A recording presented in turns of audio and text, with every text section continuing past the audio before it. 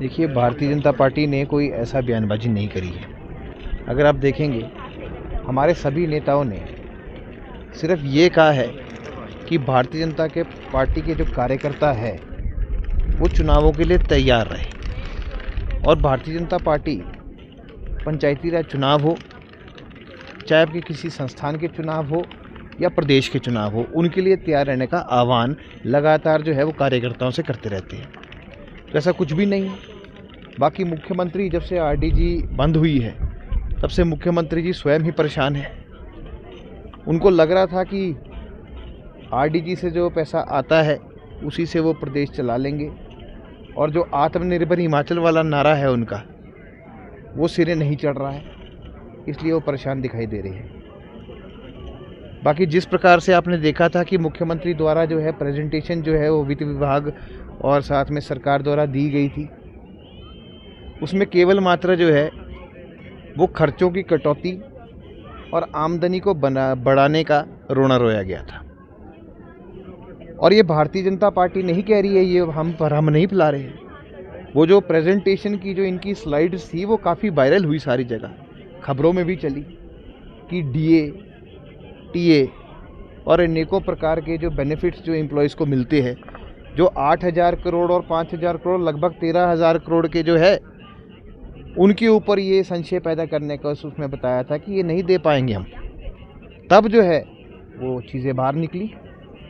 अगर आप देखेंगे कि कांग्रेस के नेता केवल मात्र एक फॉल्स नैरेटिव खड़ा करने का प्रयास कर रहे हैं आरडीजी के ऊपर, और आरडीजी के ऊपर केवल मात्र अगर राजनीति कर रही है तो वो केवल हिमाचल प्रदेश कांग्रेस कर रही है। भारत में जितनी भी कांग्रेस शासित राज्य है वो आरडीजी बंद होने के ऊपर जो है वो आपत्ति दर्ज ही नहीं कर रहे हैं, और केवल मात्र जो है वो हिमाचल प्रदेश कांग्रेस को है वो परेशानी है। अगर आप दूसरे प्रदेशों की बात भी करें, 2-3 राज्य तो ऐसे हैं जिन्होंने फाइनेंस कमीशन को बोला था कि हमारे राज्यों में भी आरडीजी बंद हो और उनके राज्यों में भी आरडीजी बंद हो, तो उसके ऊपर तो मुख्यमंत्री मौन रहते हैं, केवल मात्र पहाड़ी राज्यों की बात करते हैं। और हम तो इनसे पूछना चाहेंगे कि आपने राज्य को आत्मनिर्भर हिमाचल बनाने का आपने एक संकल्प लिया था, और वो भी अपने गृह जिला हमीरपुर से, उसका क्या हुआ? बड़ी सारी चिंता का विषय ये खड़ा होके आता है। अब आप देखेंगे कि भारतीय जनता पार्टी के नेताओं ने क्या बोला। हमने लगातार एक ही चीज़ बोली कि खर्चे जो है वो तो सरकार को अपने जो है वो अपने कम करने पड़ेंगे, और किस प्रकार करने पड़ेंगे। देखिए, जब पूर्व मुख्यमंत्री प्रेम कुमार धूमल जी थे तब भी ऐसी विपदा की घड़ी आई थी, ऐसा नहीं है कि ये नहीं आती है कभी। तो उस टाइम जो है वो एक ट्रेन की टिकट लेकर दिल्ली जाते थे और वहाँ पर जो है मीटिंग अटेंड करके आते थे। अपने कारकेड को घटा दिया गया था।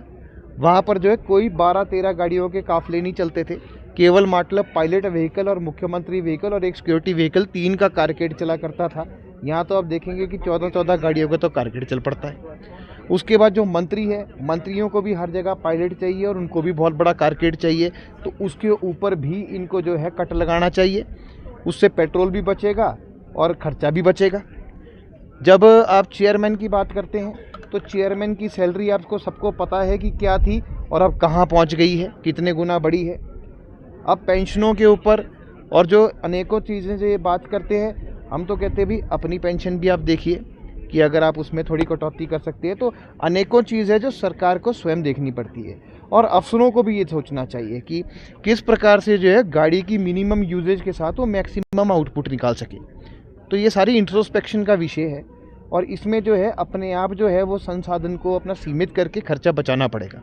आमदनी के स्रोत आप बढ़ाइए, उसमें भारतीय जनता पार्टी एज विपक्ष आपके साथ है। आप जो है किस प्रकार से बढ़ाएंगे उसमें आप एक नीति का डिसीजन भी लीजिए।